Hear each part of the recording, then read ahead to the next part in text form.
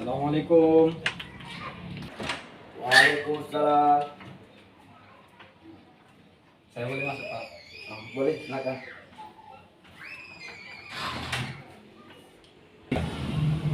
Mari silakan.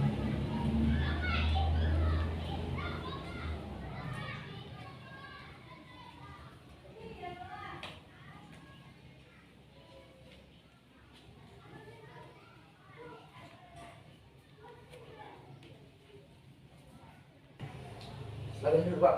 Ya, terima kasih ya, Pak.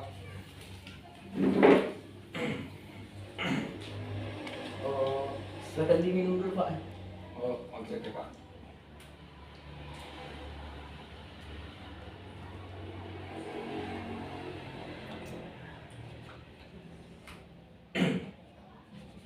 Ini Pak, saya dari Padang Sidimpuan. Saya tinggal di Kelurahan Sitang, di Gang Sawah. Di Kelurahan Sitang ya, Pak. Iya, Pak. Kalau boleh tahu, nama lengkap Bapak sama identitas yang lain, saya boleh tahu nggak, Pak? Boleh, Pak, boleh, Pak. Saya bernama Fai Hidayat Gultom. Saya merupakan anak kedua dari 4 bersaudara. Saya aslinya orang Tapanuli Tengah. Iya. Saya tinggal di Kecamatan Sokam, Desa Pananggahan. Rumah saya itu ada di Dusun 1, Desa Pananggahan. Dan saya juga merupakan seorang pekerja ataupun karyawan di salah satu perkebunan, Pak. Oh iya, Pak ya. Berarti Bapak dari Sidimpuan ya, meninggal ya. Iya. Jauh juga ya, Pak ya. Lumayan lah, Pak. Bukan 5 jam ya, Pak ya. Iya, Pak. Tadi gimana dalam perjalanan? Aman atau ada kendala? Alhamdulillah lancar-lancar aja, Pak, di perjalanan. Oh iya, ya. Tapi sepertinya Bapak butuh bantuan saya sehingga datang ke sini. Ya, betul, Pak. Saya akhir-akhir ini mengalami stres tingkat tinggi, Pak. Mungkin melalui Bapak nanti dapat mungkin memeriksa bagaimana keadaan saya seperti itu, Pak. Oh iya, ya. Sebelumnya Pak, saya berterima kasih kepada Bapak atas kunjungan Bapak. Bapak sudah jauh-jauh dari Sidimpuan untuk menjumpai saya, bahwa Bapak telah tahu apa tujuan Bapak datang ke sini. Dan perkenalkan juga, saya Saiful Salim Marbun, lulusan bimbingan konseling Islam. Jadi saya mengambil S1 sebagai bimbingan konseling. Terus gelar saya dalam S1 itu ESOS. Jadi pekerjaan saya sekarang, alhamdulillah, saya sebagai motivator. Walaupun tidak banyak dikenal orang, setidaknya saya pernah menjadi motivator dalam kalangan remaja yang terdapat di Kecamatan Kota, Desa Wadet, sama di Rumah. Jadi ruangan ini atau lembaga ini sudah dapat resmi dari lembaga konseling atau yang disebut HIPMI, atau bisa dipanjangkan Himpunan Psikologi Indonesia. Jadi terlebih dahulu dalam bimbingan konseling ini, yaitu Bapak ingin mengajukan atau menceritakan masalah yang Bapak hadapi ya. Sehingga terlebih dahulu saya akan menjelaskan bagaimana itu bimbingan konseling dan bagaimana itu asas-asas mengenai bimbingan konseling. Yang pertama dari segi pengertian, bimbingan konseling itu seorang konselor yang mampu mengatasi atau memberikan solusi terhadap masalah yang dihadapi oleh seorang klien. Jadi dalam bimbingan konseling ini juga ada asas tersebut yang merupakan asas rahasia, dan banyak lagi asas-asas yang terdapat pada bimbingan konseling, terutama pada asas rahasia keterbukaan. Yang pertama itu asas rahasia, yaitu bagaimanapun cerita Bapak nanti kepada saya, dan saya juga memberikan solusi kepada Bapak, ceritanya sampai di sini saja, tidak sampai di luar. Untuk asas keterbukaan, tentunya Bapak harus terbuka, tidak harus menutup-nutupi apa yang menjadi kendala Bapak nanti terhadap masalah yang dihadapi Bapak pada saat ini. Nah, itu dia Pak. Jadi kira-kira berapa lama kita berikan pertemuan kita pada saat ini? Kalau bisa Pak, kita melakukan pertemuan ini kurang lebihnya 1 jam 8 Jadi terlebih dahulu saya mohon maaf kepada Bapak, mungkin Bapak sudah jauh dari sini buat untuk menjumpai saya. Bagaimana jika 30 menit, 20 menit kita buat pertemuan pada hari ini? Kalau memang seandainya cukup, tidak jadi masalah buat saya Pak. Ya. Soalnya saya nanti siap dari sini, kebetulan ada acara saya diundang salah satu lembaga keremajaan salah satu desa. Ya mungkin setelah ini saya langsung berangkat. Terlebih dahulu saya mohon maaf kepada Bapak, saya hanya bisa melayani Bapak selama 20 menit lebih kurang. Jadi untuk biaya administrasinya nanti Pak, Bapak bisa membayar ke bagian administrasi kami, bagian kantor yang ada di depan nanti, depan ruangan kita ini. Bapak di situ bisa nanti untuk segala biaya yang akan Bapak bayar. Jadi terkait masalah Bapak tadi ya, kalau boleh tahu coba diulang lagi masalahnya Pak, apa kendala yang telah permasalahan Bapak pada saat ini? Jadi seperti ini Pak, saya merupakan salah satu buruh ataupun pekerja di salah satu perkebunan yang ada di Pulau Bau sana. Saya di sana telah bekerja kurang lebihnya hampir 1 tahun. Namun dalam 1 tahun tersebut saya hanya menerima gaji selama 2 bulan. Beberapa bulan lagi saya tidak menerima gaji saya. Saya selalu meminta kepada bos saya agar gaji saya agar dikeluarkan seperti itu. Namun bos saya selalu mengelak, katanya uangnya belum nyampe seperti itu. Sehingga saya mengalami banyak permasalahan. Yang pertama yaitu dari segi utang. Bagaimanapun saya memerlukan kebutuhan pangan seperti nasi agar saya dapat menyambung hidup saya. Ini semuanya saya lakukan dengan cara mengutang, sehingga utang saya itu banyak tertumpuk. Yang kedua, saya juga merupakan seorang perokok yang aktif. Saya dalam 1 hari dapat menghabiskan rokok 1 bungkus. Ini juga tidak saya bayar. Ini semuanya saya utang di kedai-kedai terdekat seperti itu. Jadi pada saat ini karena utang saya telah menumpuk dan terlalu banyak menurut saya menjadi stres. Saya tidak tahu bagaimana cara membayarnya lagi.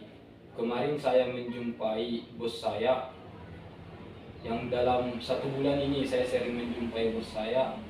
Bos saya sering tidak berada di rumah. Ya. Saya juga jadi tambah bingung bagaimana nantinya saya untuk membayar utang saya tersebut. Padahal akhir-akhir ini pemilik warung ataupun kedai tersebut selalu mendatangi saya, selalu meminta, dan saya juga selalu mengelak.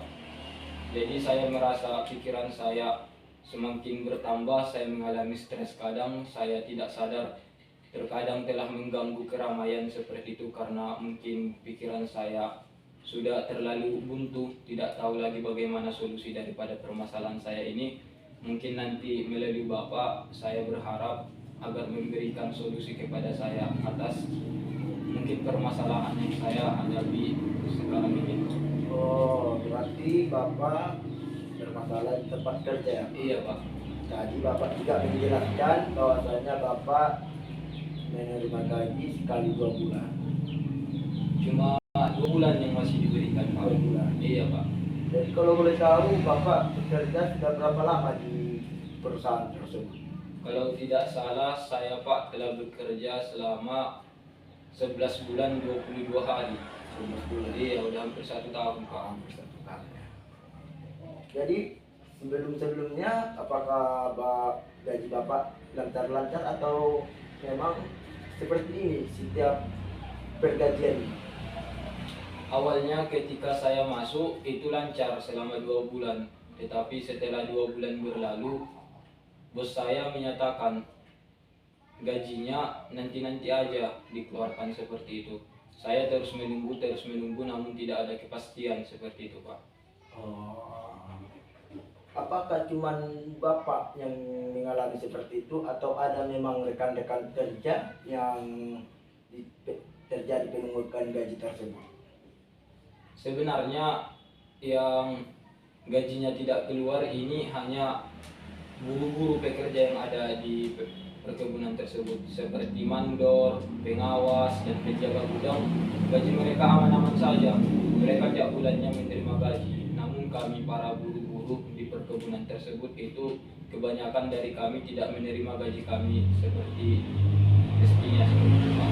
Oh, berarti Pak, tidak cuma Bapak ya yang memiliki masalah yang seperti itu, tetapi kawan rekan kerja Bapak juga mengalami sama halnya seperti itu juga. Iya, Pak. Jadi Bapak sudah pernah konsultasi kepada manajernya atau pengawasnya gitu, Pak? Saya, Pak, memang memiliki keinginan untuk konsultasi dan bertemu langsung dengan pimpinan dari perkebunan tersebut.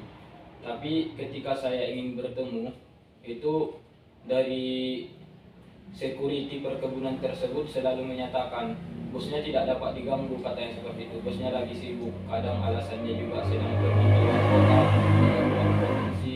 Jadi memang waktu untuk berjumpanya tidak memungkinkan bagi kami seperti itu karena banyak alasan. Banyak alasannya. Iya, Pak. Terkait masalah Bapak sama rekan tersebut, ada tidak inisiatif Bapak untuk keluar dari pekerjaan tersebut? Iya, inisiatif saya memang ada ingin keluar dari pekerjaan saya yang sekarang. Tapi saya telah bekerja di situ. Saya berharap gaji saya memang keluar dahulu, saya mendapatkan gaji saya yang belum diberikan. Iya. Setelah itu saya berkeinginan untuk keluar. Seperti itu ya, Pak? Iya, Pak. Jadi sebelum Bapak kerja di satu PT tersebut, apakah itu memang buruhnya dekat kontrak atau memang gajinya itu per hari? Sebenarnya ini bukan tekan kontrak, Pak. Kami kemarin bekerja di situ memang sebagai karyawan tetap awalnya seperti itu, tidak ada kontrak ataupun batasan waktu Iya. untuk kami. Iya, seperti itu, Pak. Oh, berarti orang Bapak tidak dekat kontrak ya? Tidak. Namanya juga buruh ya, Pak? Ya? Iya, Pak. Lalu bagaimana dengan kawan-kawan atau rekan-rekan yang lain? Apakah memang sama sampai saat ini masalah yang terjadi oleh satu rekan Bapak dalam bekerja? Iya, kebanyakan dari teman-teman saya dari golongan buruh itu kebanyakan mengalami kondisi yang sama dengan saya. Mereka juga terganggu, mungkin banyak utang piutang yang harus dilunasi, dan ada juga kawan-kawan saya yang telah berkeluarga. Mereka juga merasa memang sangat susah dalam perekonomian seperti itu, Pak. Oh iya. Jadi Bapak sendiri sudah berkeluarga atau belum? Saya, Pak, masih dapat dikatakan seorang yang remaja karena umur saya masih 20 tahun, Pak. Oh iya iya, masih biaya untuk tersendiri ya. Iya, Pak. Jadi bagaimana dengan keluarga? Apakah Bapak memang kepikiran sama keluarga? Ibarat kalau Bapak pulang dari pekerjaan ini, pulang kampung, apa yang dibicarakan oleh orang tua nanti, apakah Bapak kepikiran juga sih? Sehingga Bapak memikirkan itu sehingga Bapak tidak fokus lagi ke pekerjaan. Sebenarnya, Pak, saya kepikiran karena setiap saya teleponan dengan keluarga saya di rumah, Iya. mereka selalu bertanya, bagaimana, berapa penghasilannya seperti itu. Sedangkan saya tidak mendapatkan penghasilan apa-apa, sehingga saya kadang berbohong kepada orang tua saya mengatakan saya mendapatkan penghasilan sekian, padahal saya tidak memegang uang seperti itu. Karena bagaimanapun keluarga saya juga dari kampung terkadang meminta agar mengirimkan uang dari saya seperti itu.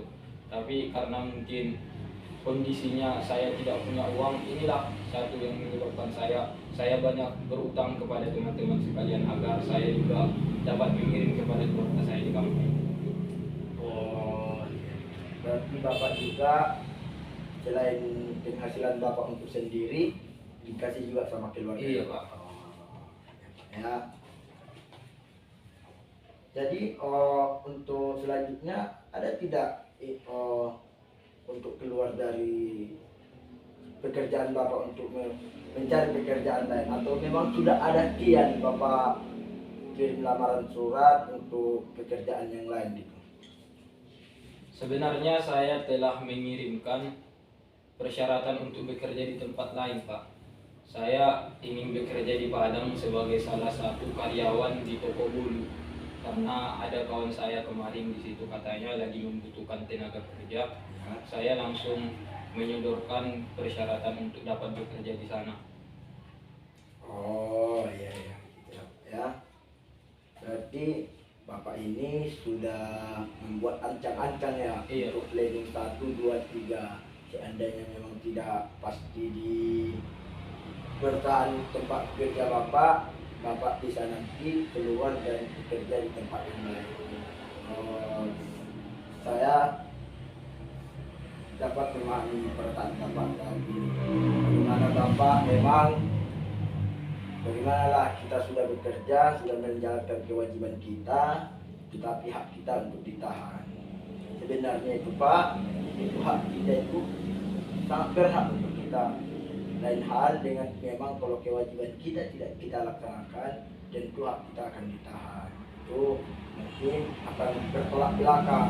Jadi saya lihat Bapak sekarang, kondisi Bapak, saya dapat melihat dan menggambarkan Bapak ini seorang kerja keras. Mungkin kewajibannya juga sudah terpenuhi sehingga haknya juga ditahan. Berarti alasannya juga ya, belum tentu dari manajernya ya Pak ya. Iya, Pak. Jadi solusinya Pak, andaikan lamaran Bapak diterima di salah satu perusahaan tersebut, Bapak siap meninggalkan pekerjaan tersebut ya Pak. Iya, Pak. Jadi seperti pertemuan kita ya Pak, mungkin bisa ditandatangani Pak ya.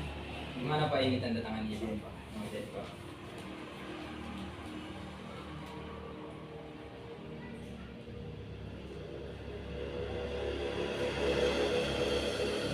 Terima kasih ya Pak. Yo, Tapi untuk biaya administrasinya di depan aja, bisa saya antarkan Bapak. Terima kasih banyak juga ya Pak. Iya, Pak. Sukses selalu. Ayo, Pak.